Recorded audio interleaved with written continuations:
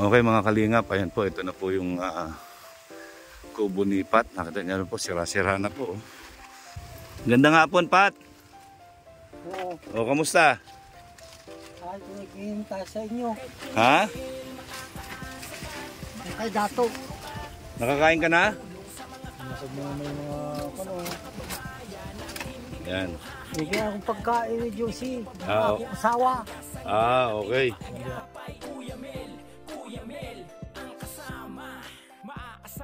Magandang hapon po mga kalingap, mga ate, mga kuya, mga ka-OFW. Andito po tayo ngayon sa Larap, si Kuya Mel, syempre. Yan, papunta po tayo ngayon kay Patricio para magbigay po sa inyo ng update. So ngayon po, yan, namili tayo ng bigas, grocery, sabon para kay Patricio. So ayun po, iiwan na lang natin ito kay Dato para sila yung mag-manage para sa pagbibigay ng pagkain kay Pat. So inumpisahan na po ngayon yung kanyang kubo yan, para mailipat na po siya bago magtag-ulan. So yun po, yan, nandito po tayo ngayon. Samahan niyo po ako at magbibigay po tayo ng update kay Patricio. Okay mga kalingap, nandito na po tayo ngayon sa lugar nila Dato, kung saan pupuntahan natin si Patricio. Kasama po natin siyempre Nelson Vlogs. Yan, sumama po siya sa atin. Yan. Nelson Vlogs. Yan. Okay. Tara na po at puntahan natin sila. So yan, pupunta po tayo muna kila Dato para iwanan natin itong dala nating bigas at groceries. Tsaka yung pang linis, cleaning materials, yung Clorox. Yun. So, yun. Magandang hapon po. Magandang hapon po. Ayun. Ayan si Dato. Ayan, magandang hapon, sir. Ayan, kamusta? Ano na balita doon? Arigo. Yan, may dala akong bigas at saka grocery, saka Clorox sabon. Ayan, si Nelson Vlogs. O, kamusta? Naumpisahan nyo na? Naumpisahan ko na. Yan, kamusta na si Pat? Okay man. Okay. Ay, iwanan muna natin yan dyan. Okay mga kalingap, ayan po, pupuntahan po natin kung saan itatayo yung kubo ni Patricio. Yan, sa lahat po ng mga tumulong sa atin dito kay Patricio, maraming salamat po sa inyo. Yan, kila Tita Marieta, Ma'am Edith State, yan, Madam Pittsburgh,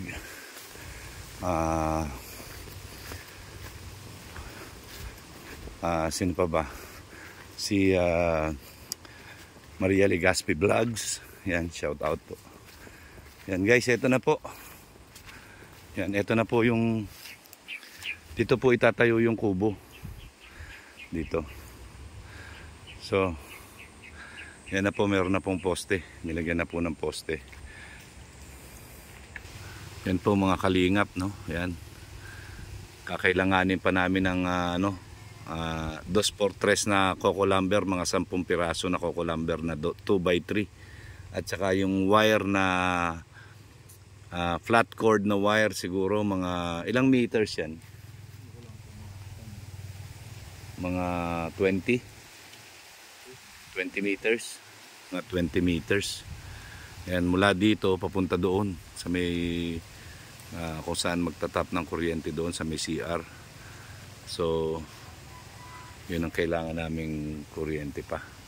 So pero pansamantala ito muna kailangan matayo muna ito kasi kailangan namin makagawa ng paraan para pagka nilinis diretso na yung tubig sa labas, tapos meron siyang parang ponduhan doon sa medyo malayo, no?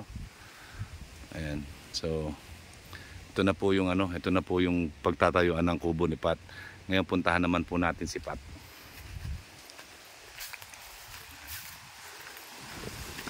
Napakalakas po ng hangin.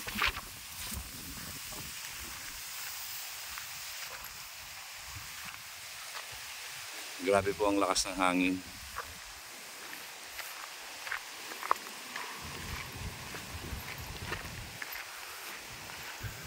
Okay mga kalingap, ayan po, ito na po yung kubo ni Pat. Nakita niyo po, sira-sira na po.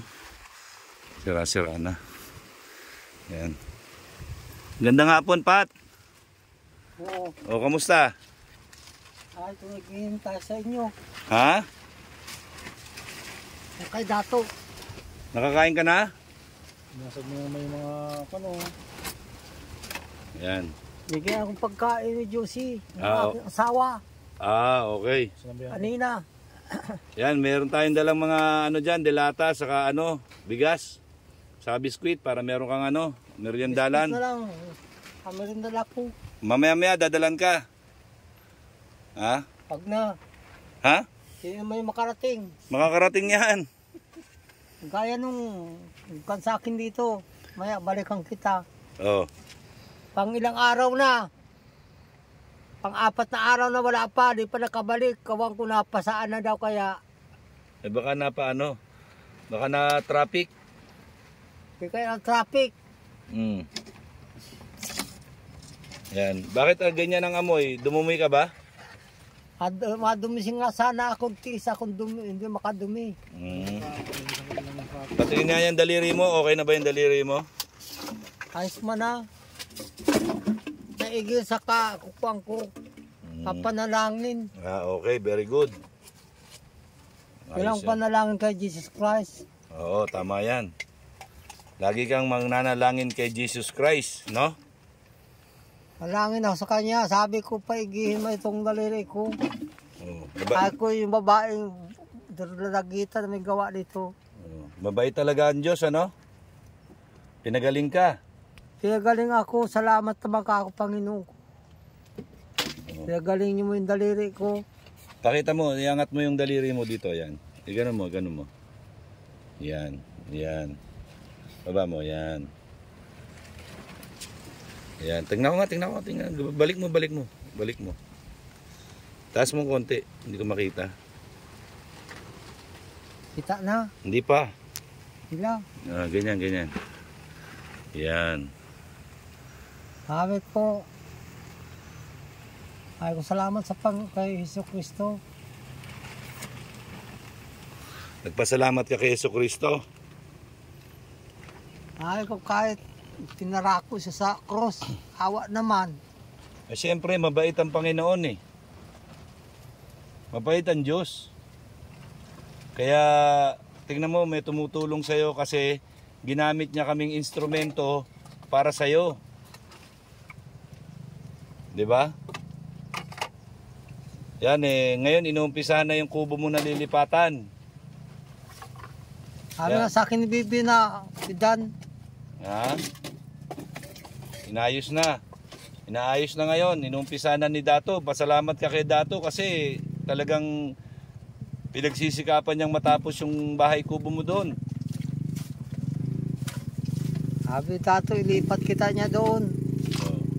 Tingnan mo, mahal na mahal ka ni Dato.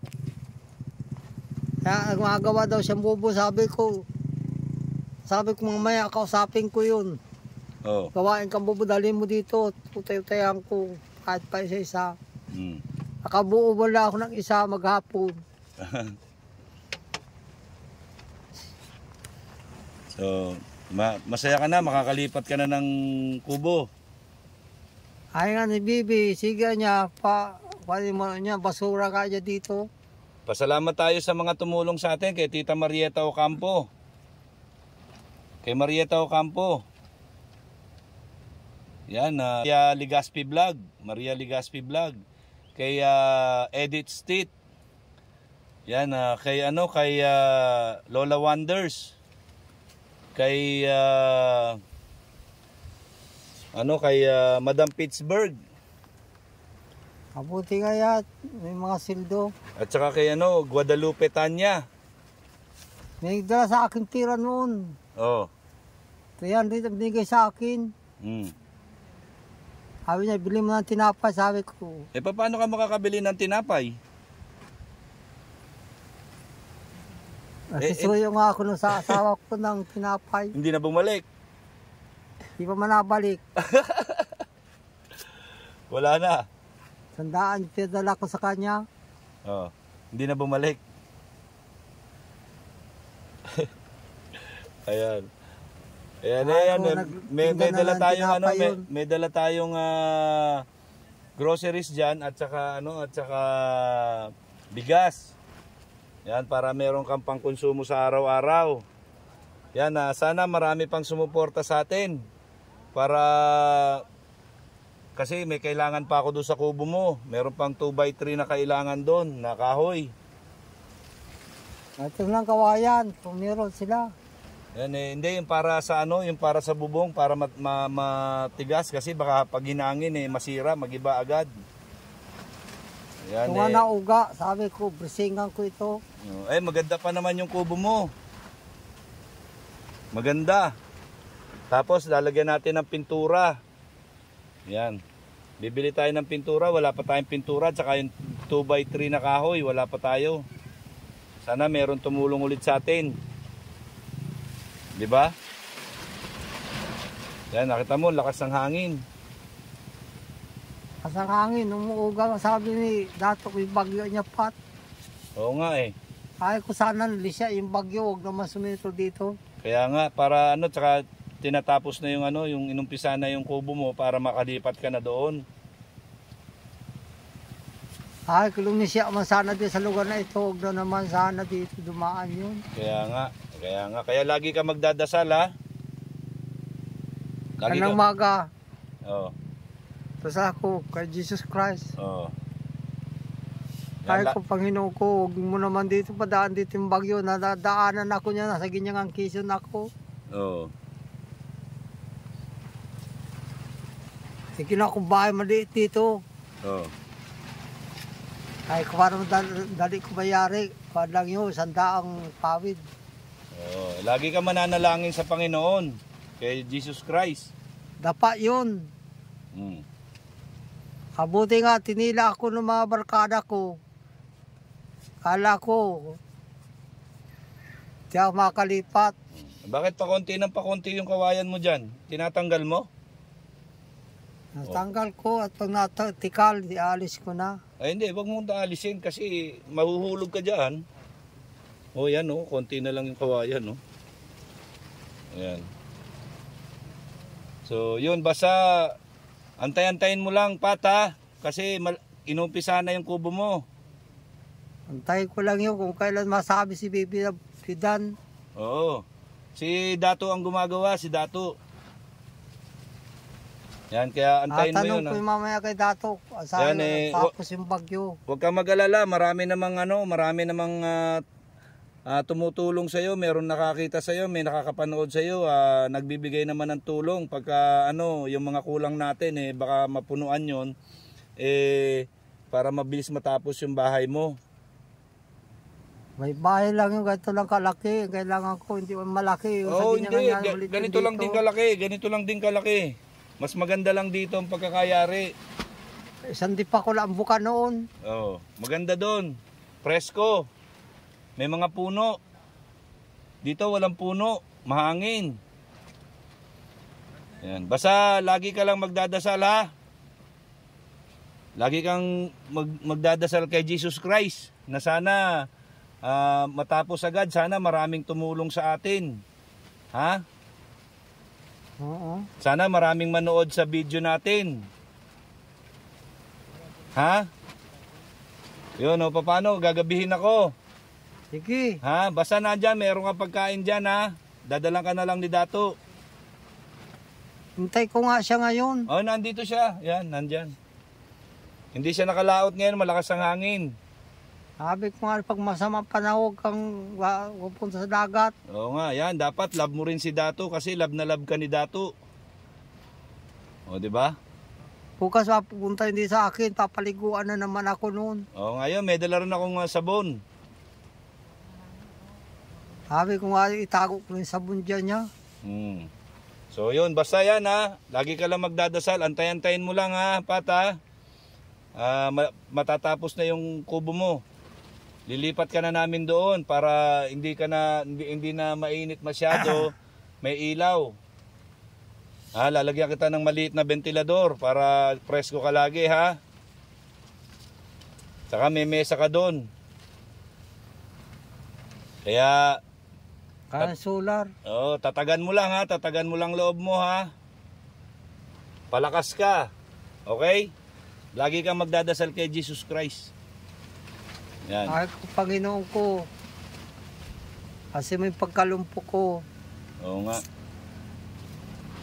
Nawala na. Kaya gagaling ka dyan, basta lagi ka lang tatawag kay Jesus Christ. Anong maga sa hapon. Ganyan, tama yan. So yan po yung sitwasyon ni Pat ngayon. Yan, nakakain na po siya. Kain na ako. Wala, Josie. So yun, ako aalis na muna kasi malayo pa yung biyahe ko, Pat. Babalik ako ulit ha. Sige. Oo, ingat ka ha, magdasal ka palagi. Para kayo di magkano sa akin pag lakbay. Yan po si Tatay Patricio. Yan po ang kanyang update ngayon. Yan, malapit na ginagawa na po yung naumpisahan na yung kanyang kubo at nagdala po tayo ng makakain niya na pangkonsumo sa araw-araw. Yan, nasa lahat po ng mga sumuporta, maraming salamat po. Yan, at sana meron pang sumuporta po dahil may mga kakulangan pa pong materyales gaya ng 2x3 na kahoy. Ayan, sana po may sumuporta. Yan, maraming salamat po. Yan, sa lahat ng mga tumutulong po sa akin sa mga programa na ginagawa ko, lalo na po kay Patricio. Okay po, yan, maraming salamat po sa inyong lahat. Magandang hapon. Ang laging sinasabi ni Kuya Mail, ang gumagawa ng mabuti sa kapwa ay pinagpapala. Mabuhay ka, Patricio, hanggang gusto mo nang naaayon sa kalooban ng Panginoon. Yan. Ha? Lagi ka magdadasal ha? Yan, ang laging sinasabi ni Kuya Mail sa'yo. Yan, magdadasal ka palagi. Okay po, yan po si Pat. Maraming salamat po sa lahat ng mga sumuporta ulit. Yan. Yan, isang magandang hapon po. Isang mahangin na hapon. Yan. Kung makikita niyo po, napakahangin. Yan, napakalakas po ng hangin. Halos mag-iba po yung awid ni Pat. So sana po magawa na yung kanyang kubo. Ayun po, magandang hapon po. God bless po sa ating lahat. And I love you 3 times a day.